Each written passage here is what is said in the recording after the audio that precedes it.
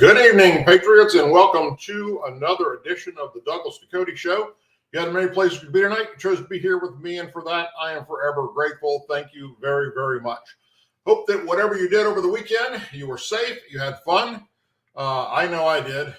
A little darker than I normally am because I spent most of the weekend out on the boat and just kicked back and relaxing and trying to relieve some of the stress that's happening across this country and across the globe for that matter.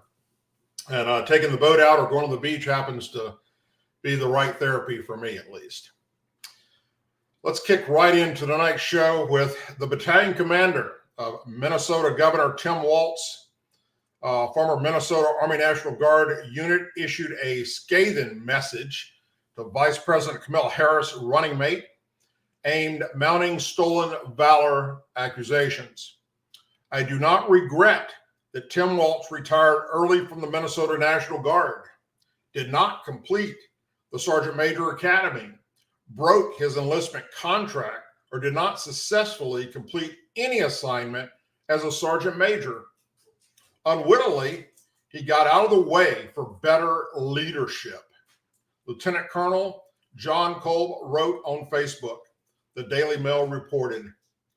Kolb served as Lieutenant Colonel of the 1st Battalion, 125th Field Artillery in the Minnesota National Guard. Waltz served in the same battalion until 2005 when he retired ahead of the battalion's deployment to Iraq that same year. Waltz has come under mounting criticism for stolen valor, including veterans slamming him for saying he is a retired Command Sergeant Major.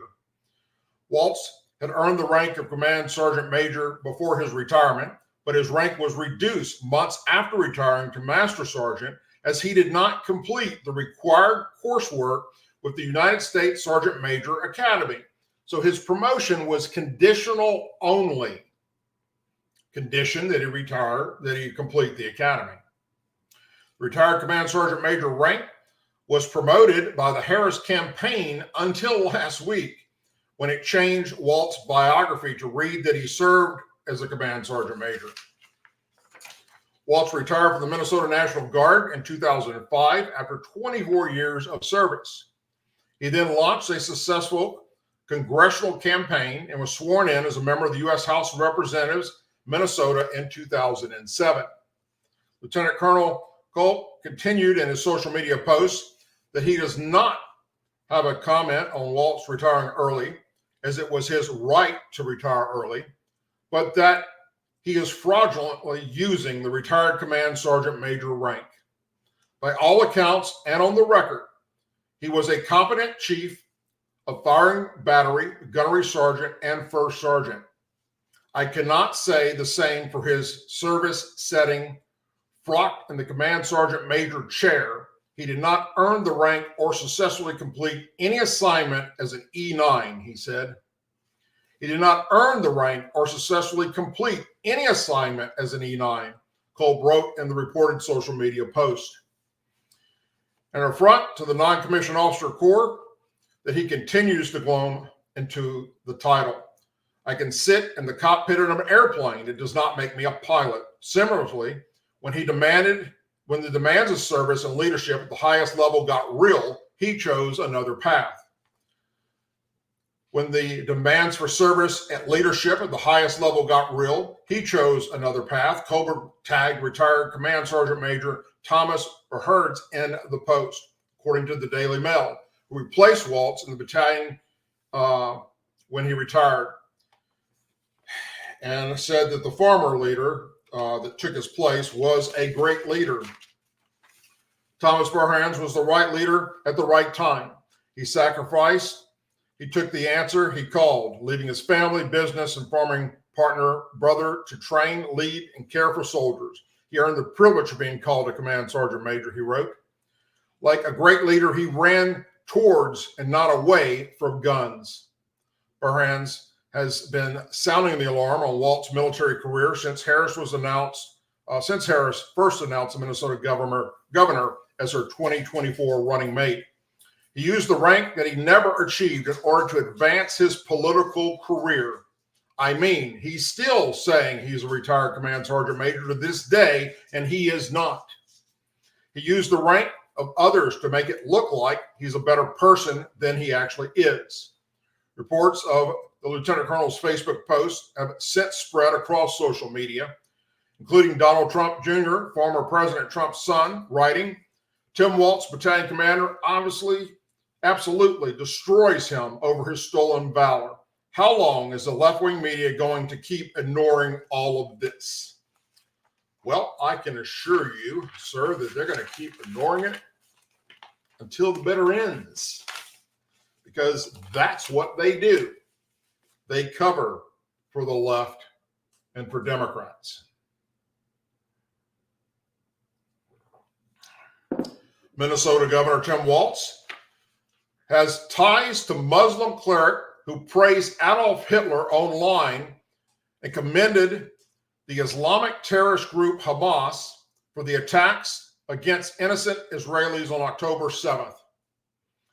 In the last few years, Aman Assad Zaman has used his Facebook page to share official Hamas releases, blog posts from anti-Israel sites, and 2015 link to a pro-Hitler film, The Greatest Story Never Told, released in 2013. The propaganda film is anti-Semitic and popular among fringe groups, according to the Anti-Defamation League.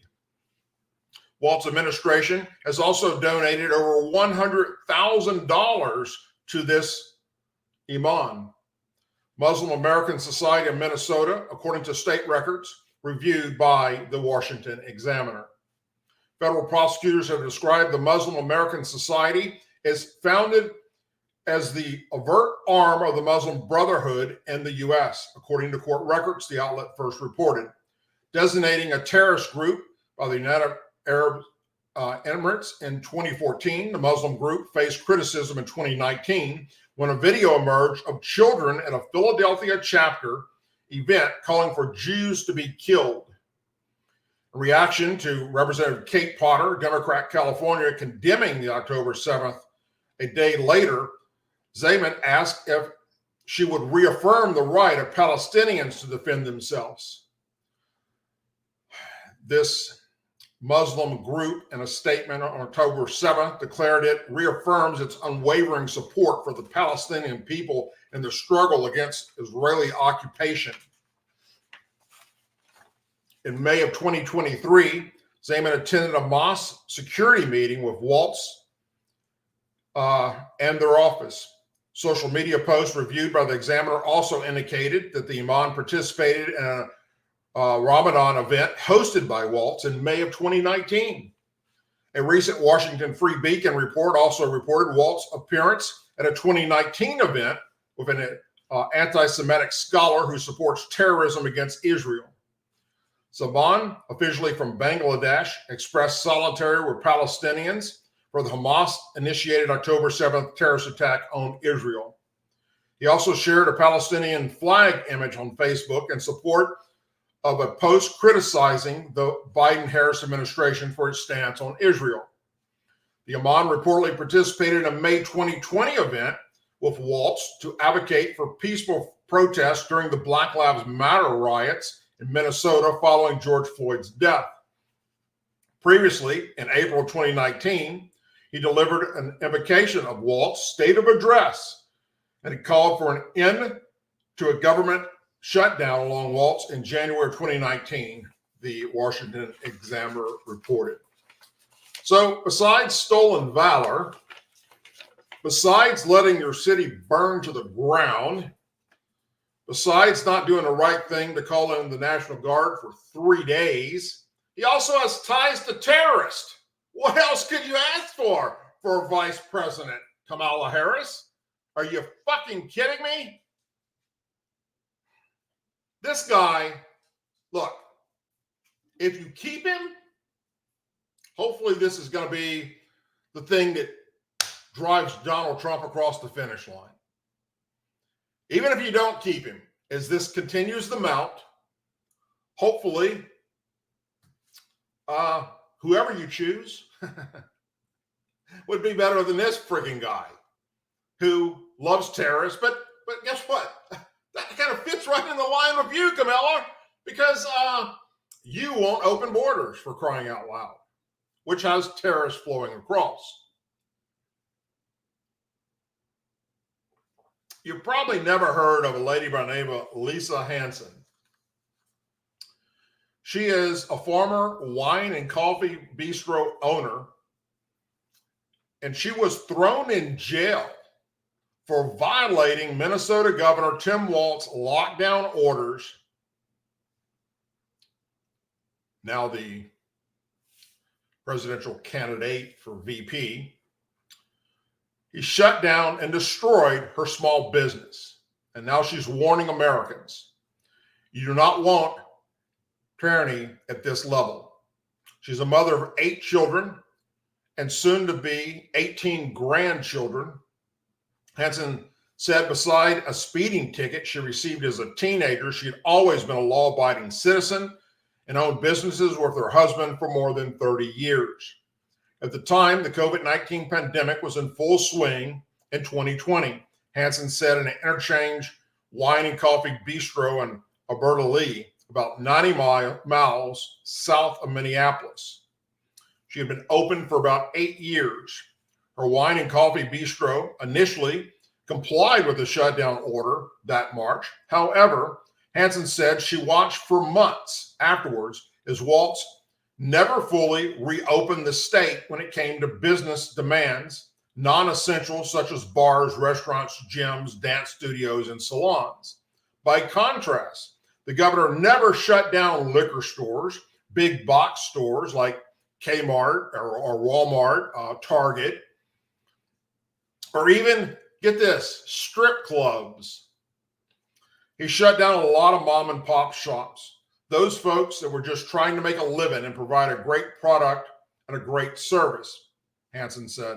In contrast, he allowed big box stores, etc., to stay open. Really incredible use of tyranny against the people. Hansen eventually decided to reopen her business and defy Waltz's renewed shutdown order for bars and restaurants 6 times between December 20th and January of 2021. She was convicted in December of 2021 on misdemeanor charges and received the maximum sentence of 90 days and fined $1,000. Hansen ended up serving 2/3 of her sentence, just 60 days. This is the story that America needs to hear. That Tim Waltz is not some cuddly, joyful coach like all the things that the mainstream media are calling him, she said. This is not who this man is. This man would like to take your rights away. He will take your rights away because what happened to me could happen to anybody. What happened to me will happen to you. My family has paid a dear price for this. While I was in jail, I missed out on Christmas with my family. I missed out on my wedding anniversary and also missed out on the birth of one of my grandchildren, she said. I can never have that time back. That time was stolen from me. My business was destroyed. My business is gone. After everything that happened, Tim Waltz and Keith Ellison destroyed my business. They wrecked my life. I've heard some people say that Tim Waltz is a really nice guy. Yeah, well, he's not, she said. Take my word for it. Although throughout this whole process, I've gotten to know other people. Similar things have happened to them when they were trying to run their businesses and survive. And most of these businesses were run and owned by women, by the way. So Tim Waltz and Attorney General Keith Ellison, also, by the way, is a Muslim who beat his wife, really like to go after women. They're bullies. They're bullies. And they like to go after women and torment and destroy women's lives. This is what they've done in the state of Minnesota. So let America know you do not want Tim Waltz as vice president or anywhere near 1600 Pennsylvania Avenue. You do not want tyranny at this level, she continued. I've seen firsthand, we, the people of Minnesota, have seen what Tim Waltz, the type of evil he orchestrates if he is elected vice president of this country. He, in lockstep with Harris, who is also evil, will perpetrate the same type of evil on the American people. We do not want that. So this is the truth about Tim Waltz. I would like to see Tim Waltz impeached. I would like to see him prosecuted for the crimes he has committed against the people of Minnesota, Hansen said. When Waltz issued in November 2020 executive order that again shuttered dine-in services, 100% of both indoor and outdoor bars and restaurants in the state, Hansen said she joined a group of nearly 200 fellow business owners called Open Minnesota, believing the governor, supported by Minnesota Attorney General Keith Ellison, was operating a rogue fashion outside of the law. We had God-given constitutional protected rights to be open. There was no statute. There was no law that allowed Governor Waltz to do what he did. He really did step outside of statutory law. But even more important, constitutional law, Hansen said, because we have that right to be able to run our business, conduct our lives as we see fit, of course, staying within the rule of the law. We have a corrupt government that's coming against us and saying, you do not have the right to run your business. This is not a republic. That is not how a republic acts. It's a dictatorship, she said. And she described the moment she learned Waltz had been selected as vice president running mate. Honestly, my feelings should have not been a surprise, but because of what I know about Tim Waltz, because of the tyranny that I know he is, he's wrecked so many lives in the state of Minnesota. He's not done wrecking lives. He's going to continue to wreck lives, she said. I don't use that word loosely, but he's evil. But the evil person that he is, it's no wonder that the evil Harris picked him to be her running mate. Tim Waltz has accomplished a lot of horrific things in the state of Minnesota in a very short amount of time, she said. Regarding the massive riots after George Floyd's death in Minneapolis, Hansen asked, where was our governor? Where was our governor when there was looting and the burning down of the city and police stations and police cars? Fellow business owner, their businesses burned down. Where was our governor? I've not been to Minnesota since Minneapolis since that took place, Hansen said. I don't need to go up there. I've seen what Tim Waltz allowed to happen to Minneapolis, St. Paul, Minnesota. That man is a wrecking machine. He needs to be stopped. Within 24 to 48 hours of first reopening her wine and coffee bistro in December 2020, Hansen said the state came down on us with vengeance. The health department shut down her business and eventually bringing about half a dozen civil and criminal cases against her. During her trial, Hansen said she was denied due process and blamed rogue judges, the Attorney General and Waltz, for operating in lockstep. They employed all of their resources against we the people, just trying to run a company, serve a cup of coffee to a willing customer. And they said, nope, you can't do that, she said. And mind you, there was never an injury. There was never an infection of COVID-19, nor was there ever a death that occurred because I had my doors open while allowing customers to come in and patronize me, incurring tens of thousands of dollars in legal fines. Hansen said her business was eventually forced to close while under intense pressure from the government. What happened to me was no accident. They absolutely wanted to make an example, right? Hansen said. It was like literally a living nightmare. And as I reported last Thursday, Governor Waltz also set up a report your neighbor hotline where if you knew someone in your family or in your neighborhood that was violating the COVID-19 policies he put in place, like social distancing or going out in public, you could call this hotline and they would come and arrest them. That's who Kamala Harris chose as her running mate.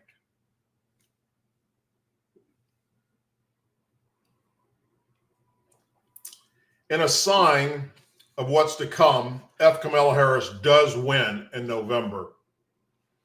A deputy district attorney in Los Angeles has filed a complaint against his bosses for an alleged extensive retaliation campaign that derailed his career and saw him suspended without pay and punished.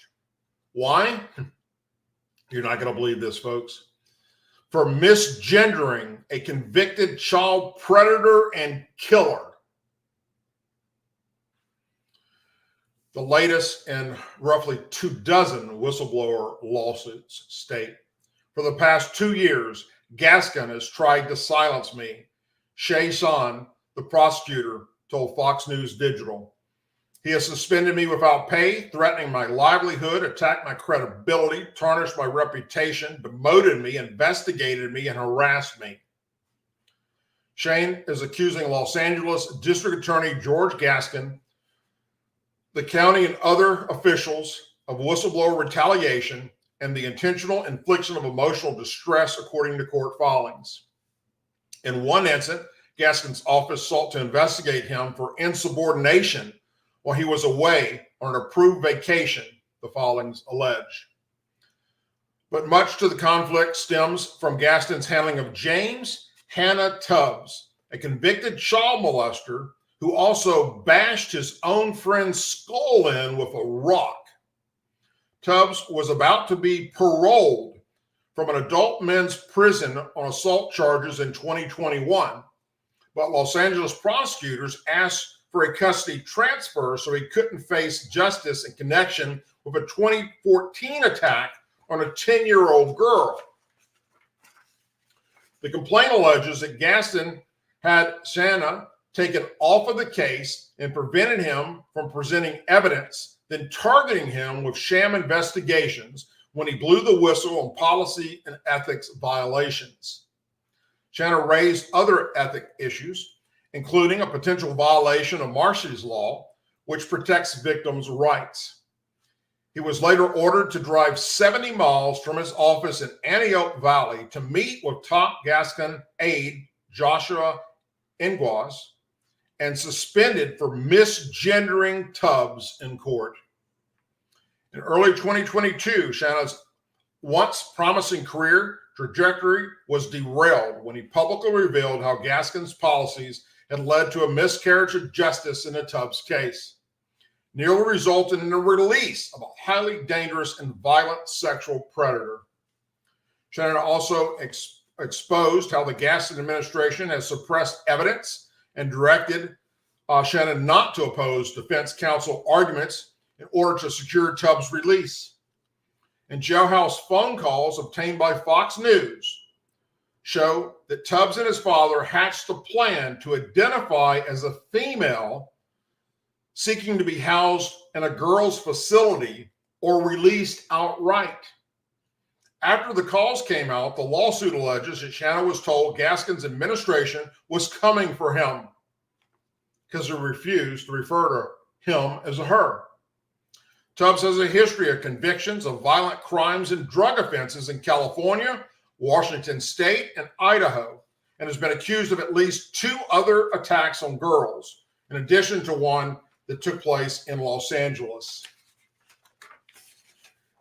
His plan for a light sentence in a juvenile facility that kept him off the state sex offenders registry fell apart, however, when Kern County prosecutors had him extradited to face manslaughter charges.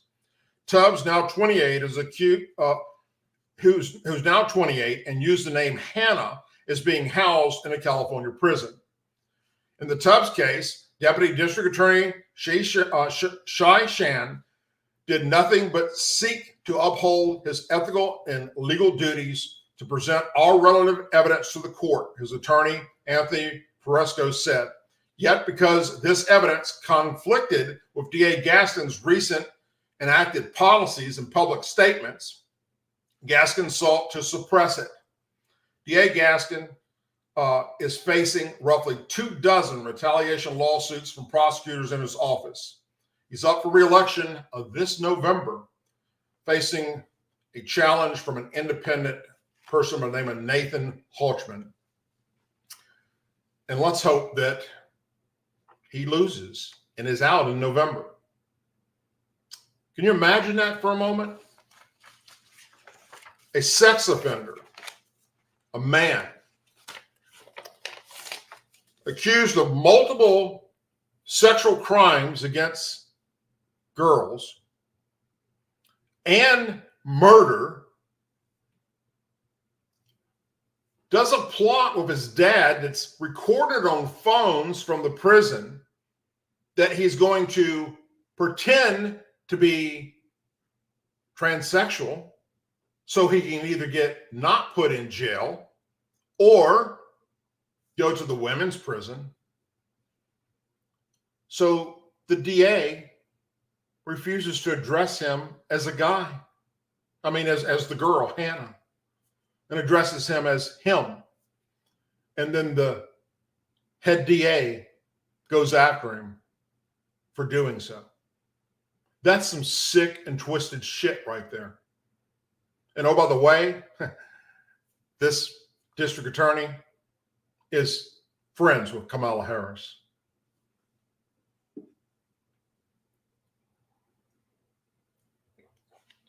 Former President Donald Trump is suing ABC News and George Stephanopoulos for defamation after the ABC News host said several times on air that Trump was found liable for rape on March 10th, yet Trump is moving forward with a debate with Kamala Harris on September 10th.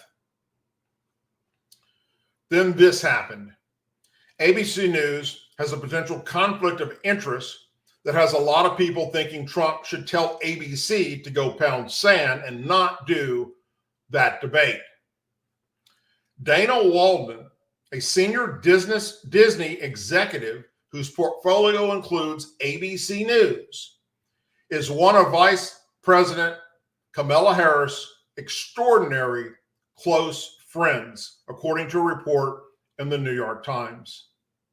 Walden and Harris have known each other since 1994, while their husbands, Matt Walden and Doug Inhofe, have known each other since the 1980s. Dana Walden has donated dozens of Democrats and contributions to Harris political campaigns since at least 2003, when she ran for district attorney in San Francisco. She went on to donate to her campaigns for California Attorney General and U.S. Senate, as well as her 2020 White House bid. Harris even credited Diana with and Matt for her marriage at a fundraiser in April of 2022, which was held at Walden's home in Los Angeles. That's how close they are. ABC told the New York Times that Walden, who is a Disney's highest-ranking television executive, does not weigh in on editorial decisions. And if you believe that, I have some land to sell you in Lake Charles, Louisiana that doesn't flood. The network's primetime debate on September 10th will be moderated by ABC anchors David Murr and Lindsay Davis. ABC News has built its long-standing reputation on journalism integrity, the network said in a statement. My ass. All editorial decisions are in the hands of ABC News management and the seasoned journalists and producers of ABC to hold themselves to the highest journalism standards. Disney Entertainment said in a statement to the New York Times that Walden has not hosted a fundraiser for Harris in a long time. Well, since June of 2022. When ABC News came under her scope of responsibility. But in 2023, she donated $20,000 to support the President Biden and Democrat Party, according to public filings reported by the New York Times. Open Secrets finds Walden had donated excessively to Democrats across the nation over the years, including Nancy Pelosi, Chuck Schumer, Raphael Warnock, and Cory Booker, among numerous others. Last month, Walden was described as a Hollywood winner in the rapid accession of Harris to de facto Democrat nominee, according to the Puck report. Harris has extensive ties to the entertainment community, but few go as far back as Harris and Walden does. Nor do they enjoy the perch and purview Walden does at Disney. the report said. If there's a Hollywood winner in her ascension, it's probably Diana Walden, the Disney TV chief, the Puck reported. Walden is among the insider candidates who could take over as the next Disney CEO when Bob Iger contract expires in 2026, according to the reports. And her coziness with a possible future president likely doesn't hurt her stock.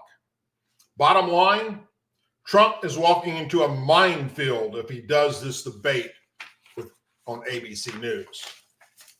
So, look, I'm obviously not in his campaign to tell him what to fucking do.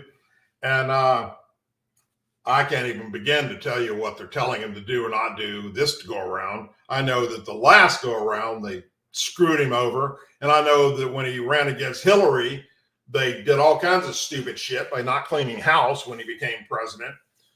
So whether he does this debate or doesn't do this debate is to be seen. But if you think for 1 second there's not going to be any bias, like, for instance, I guarantee you Kamala Harris will know all the questions in advance. Hands down, I guarantee it will happen. She will be prepared because that's the only way she can ever win a debate against Trump or against Barney the Purple Dinosaur, for crying out loud. And we don't even know who the hell's wearing that ridiculous purple suit. Point is, she's a babbling idiot. And she couldn't find her way out of a wet paper bag. So she has to have help. And considering who her good friend is over there at ABC, you can bet she'll get all that she can possibly get. And that the questions to Donald Trump, not only will he not know what there are coming, but they're going to be horrible shit that makes him look like a really, really bad person. Guarantee it. So what do you think? Do you think Donald Trump should go ahead and do the ABC interview anyhow? Let me know in the comment section. If you did not catch the Elon Musk Donald Trump interview yesterday that lasted about 2 hours, covering topics including his assassination attempt, U.S. relations with foreign adversaries, and the state of the 2024 presidential race, well, here are a few of the biggest takeaways from that conversation. Trump says he is going back to Butler, Pennsylvania in October. Trump announced during the interview that he's planning to hold another campaign event in Butler, Pennsylvania, the city where his assassination attempt unfolded in mid-July. Trump told Musk that the miracle of his assassination attempt in Pennsylvania this summer was that he was looking in the exact direction of shooter Thomas Matthew Crooks when he opened fire. And so it hit me at an angle that was far less destructive than any other angle. So that was a miracle, Trump said, recounting the path of the bullet that struck his ear. That was, for those people that don't believe in God, I think we got to all start thinking about that. You have to, I'm a believer. Now I'm more of a believer. It was amazing that I happened to turn just at that perfect angle, Trump added. Trump told Musk during the interview that we're going to have the largest deportation in the history of this country, and we have no choice. Trump called Joe Biden the worst president in American history. Speaking about the events that led to Biden dropping his reelection bid, Trump said Vice President Harris is incompetent and as bad as Joe Biden. Look, she hasn't done an interview since this whole thing started, Trump said. And say what you want, this was a coup attempt. This was a coup of a president of the United States. He didn't want to leave, and they said, we can do it the nice way or we can do it the hard way. Yeah, they just took him out back behind the shed and basically shot him, Musk responded. Trump cited the wars in Gaza and Ukraine, inflation, and the Afghanistan mess as some of the criticism of the Biden administration. Now Biden is close to vegetable state, in my opinion, Trump added during the latter portion of the interview. Trump told Musk that one of his first acts that he would do in a second presidential term is to close the Department of Education. Trump said he would move education back to the states where it belongs. States like Iowa, or states like Idaho. You know, not every state will do great, because the states that basically aren't doing good now, you look at Gavin Newsom, the governor of California, it's terrible. He does a terrible job. So he's not going to do great with education. Trump pointed to the fact that right now, the U.S. spends more per pupil than any other country in the world, despite being ranked further down on the list of countries with the best education system. Well, the Department of Education needs to go, and I can think of a few other departments as well. Sure, you can too.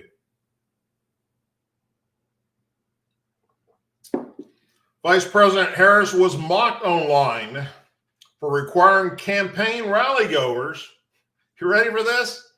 To present a government issue ID to get into her rallies, despite the Democrat presidential nominee opposing voter ID laws. Ahead of Harris' rally alongside vice presidential running mate Minnesota Governor Tim Waltz in Arizona last Friday, her campaign sent out an email advising that only confirmed people will be admitted. The email said those on RSVP list must present a matching government issue photo ID in order to be admitted to the venue. And that was reported by KTAR. The exact site of the Phoenix area campaign event was first announced on July 30th and was not revealed until last Thursday.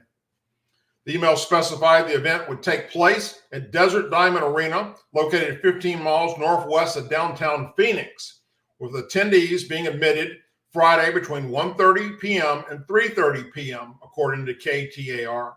The campaign reportedly said the Arizona Democrat Party would send out non-transferable invitations by email on Thursday afternoon to attend Friday's event.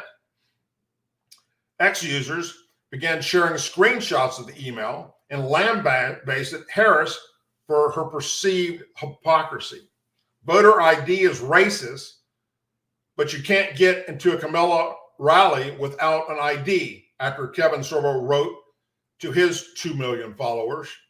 So let me get this straight. Requiring ID to vote is racist, but requiring ID to attend a Kamala Harris rally isn't racist, Nick Sorbo wrote to his more than 448,000 subscribers. You need photo ID to get into an invite-only Kamala Harris event, but not to vote, another user, Ian Heightworth, echoed. Kamala Harris requires photo ID to enter a private campaign event. Kamala Harris doesn't want to require photo ID to vote. Kamala Harris doesn't want to require ID before crossing our border. Weird. Political commentary, Gunther Engelman also wrote on X. In 2021, Harris gave her first interview as vice president on the topic of changes to voting laws with Soledad O'Brien on BET, Black Entertainment Television. I don't think that we should underestimate what this could mean, Harris said about allowing voter ID laws, because in some people's mind, that means, well, you're going to have to Xerox a photocopy of your ID to send it in to prove who you are. Well, there are a whole lot of people, especially people who live in rural communities, who don't. There's no Kinko's, there's no Office Max near them. People have to understand that when they're talking about voter ID laws, be clear about what you have in mind and what would be required of them to prove who they are. Of course, people have to prove who they are, but not in a way that makes it almost impossible for them to prove who they are, Kamala Harris added. Not long after, then candidate Joe Biden named Kamala Harris his vice president running mate in August of 2020. Harris penned an opt-in in the Washington Post on the 100th anniversary of the adoption of the 19th Amendment, which gave women the constitutional right to vote. That is, unless you are Black or Latina or Asian, Harris wrote.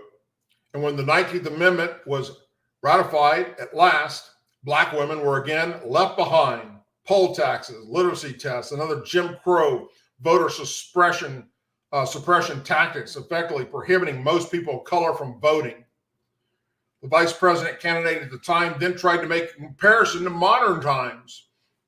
Harris accused Republicans of once again doing everything in their power to suppress and attack the voting rights of people of color. They're deploying suppressive voter ID laws, radical gerrymandering, voter purges, precinct closures, and reduced early voting days, all of which have been lesser targeted towards communities of color since the Supreme Court gutted the Voting Rights Act of 2013, Kamala Harris said. So, according to her, if you're Black, you don't have an ID.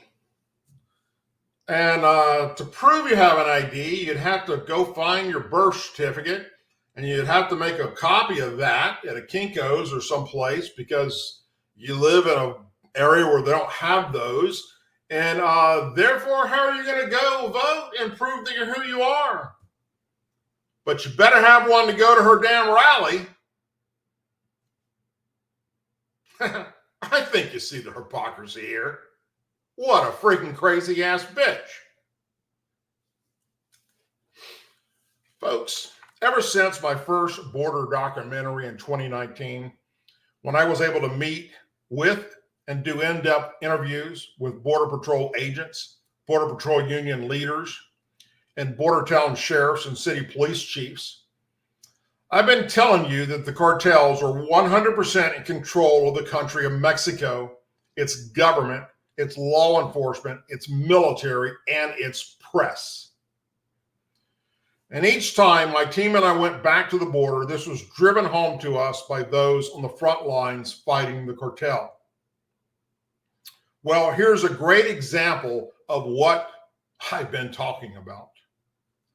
Mexican authorities are considering bringing charges against those who handed over the country's most wanted drug lord and co-founder of the Sinaloa cartel, Ismael El Mayo Zambada Garcia, to the U.S. last month. On July 25th, U.S. officials announced that Garcia was taken into custody in El Paso, Texas, alongside Joshua Gomez Lopez, the son of cartel's other co-founder, Joshua El Chapo Gomez. Gomez Lopez flew to the U.S. to turn himself in to U.S. authorities, but abducted Zambada Garcia before leaving Mexico, forcing him onto the plane, officials said. Instead of thanking the U.S. for apprehending Garcia, who is responsible for leading a cartel that has terrorized and spread violence across Mexico for decades, Mexican prosecutors are considering treason charges against Gomez, Lopez, and anyone else involved in the abduction. The Attorney General's office announced this past Sunday it had opened a criminal investigation for the possible crimes of illegit flight, illegit use of airports, immigration and customs violations, kidnapping, treason, and any other crimes that may apply. The U.S. was offering $15 million reward for the capture of Garcia. And Mexico's response to the apprehension is based on the country's penal code that lays out prison sentences of up to 40 years in prison for treason, the Associated Press reported. The penal code articles not only include traditional definition of treason, like attacking Mexico on behalf of a foreign power or serving a foreign army, but also states treason is committed by anyone who illegally abducts a person in Mexico in order to hand them over to authorities of another country. The clause was added in response to the abduction of Mexican doctor Roberto Marchand, who was kidnapped in Mexico in 1990 and handed over to the U.S. He was wanted for participating in 1985 torture in murder of an American drug enforcement agent, aka DEA agent. President Andres Manuel Lopez Obrador reportedly said Monday he questioned the U.S. policy of detaining drug cartel leaders, asking, why don't they change that policy? Garcia's lawyer over the weekend released a letter from his client claiming he was ambushed and kidnapped when he believed he was going to meet with the governor. Instead, Garcia claimed he was taken against his will to the U.S. Zambara. Garcia also reportedly claimed in a letter to Guzman Lopez, asked him to attend a meeting on July 25th with local politicians, but instead he was led to a room and knocked down before a hood was placed over his head. Zambara Garcia said he was handcuffed, driven to a landing strip and picked up in a pickup and forced into a private plane that delivered him to the U.S. In the letter, he raised questions about the links between the politicians and drug traffickers. Through Governor Richie Monia denies any links to criminals and claimed he was not there that day the abduction happened. Instead, Monia reportedly says he was in Los Angeles. The Attorney General's office is taking the case over from state prosecutors. Zambara Garcia has been charged in numerous U.S. cases, including one filed in February in the Eastern District of New York, accusing him of conspiring to manufacture and distribute fentanyl. Prosecutors said he led one of the most violent and powerful drug trafficking organizations in the world. Now that Zambara Garcia is behind bars, experts say many powerful people in Mexico will be concerned that in a bid for a more comfortable deal, they could cooperate with U.S. authorities and accuse them of collaborating with the cartel. Every year, approximately 18,000 people are murdered by the cartel in Mexico alone. 18,000 plus. Thousands more are kidnapped and simply just disappear. They find mass graves all the time with innocent people that were kidnapped and murdered. Over 30,000 Hispanic women and young girls are sexually assaulted, raped, kidnapped, and sold into sexual slavery by the cartel. But if it's a white female, being from America or European, the price for such a kidnapping is unlimited. The cartel will pay $750,000 and higher for a white woman or European. That being said, why are American citizens still spending your money to vacation in Mexico? Flying there, driving there, taking cruise ships there? And most take their families with them. Years past, the major violence involving the cartel was in areas of the country that most normal humans would never venture into. But today, every resort area of the country is affected by cartel murder, rape, and kidnapping. And I'm talking about resort areas such as Los Cabos, Cancun, Cabo San Lucas, San Jose del Cabo, Cozumel, Puerto Vallarta, Acapulco. Every single day now, an American is assaulted, drugged, raped, kidnapped, or worse, sold into slavery and or murdered. For your own damn safety and the safety of your family, boycott Mexico. Here's a good rule of thumb that I follow. If the location I plan to visit for vacation with my family does not allow me to legally carry my weapon and defend myself and the family, or there is no available security for hire for myself and my family, I don't go there. That should be common damn sense. But sadly, for reasons unknown, it's not. And people are booking cruises. Thousands and thousands of people are booking cruises every single day. that have stops in Mexico where they get off and go see the pyramids and go see all this shit. And they think that as long as they stay within their little group, they're safe. No, people are disappearing. American citizens are disappearing every damn day in Mexico and being drugged. Just look at the fucking news, for crying out loud. Instead of just going off blind, not paying any attention to what the hell's going on around you. It's not a good place down there. More people are dying in Mexico due to the cartel than we had die in the entire war in Afghanistan and Iraq together. And Americans still go. Still pack up your family and go to Mexico.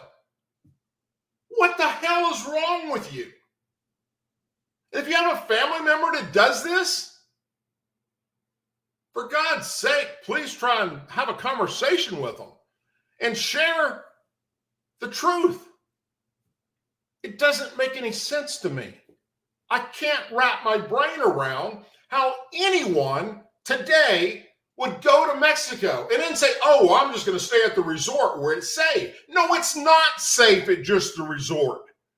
Hell, there's a story right now in the AP, on Routers, on Fox News, that's talking about a young couple that was drugged at a resort area down there. Luckily, the guy was able to maintain his consciousness while his girlfriend went completely out, and all they did was drink water, and they were drugged. But he was able to get her out and get her to authorities before whoever was drugged them at that resort was able to do something bad to them and got them into a hospital and contacted the American authorities who got them the fuck out of Mexico. This happens every day. Yet, Americans keep going there. It's like when Americans decide, oh, I'm going to go hiking across a country somewhere. I love to go hiking up in the mountains. And they're not satisfied with our mountains. No, they want to go to Afghanistan, for crying out loud. Something happens to you over there and you get kidnapped by the terrorists because you were so fucking stupid that you chose to go hiking in Afghanistan? Fuck you. We don't need to waste any money to go get you because you're a part of the gene pool that is mentally disturbed. What in the hell is going on with people when you willingly go to places where your life is in danger? Anybody understand that concept? I sure as hell did not.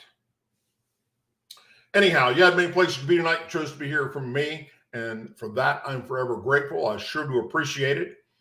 In the description of this show and all my shows, all my videos, you can find all the places you can follow me on social media. Follow me, I'll follow you. That's how we do this. Subscribe to the channel wherever you're watching me live tonight, whether it's on YouTube or Rumble or X or LinkedIn. Also, go check out DouglasDucote.com if you haven't already done so.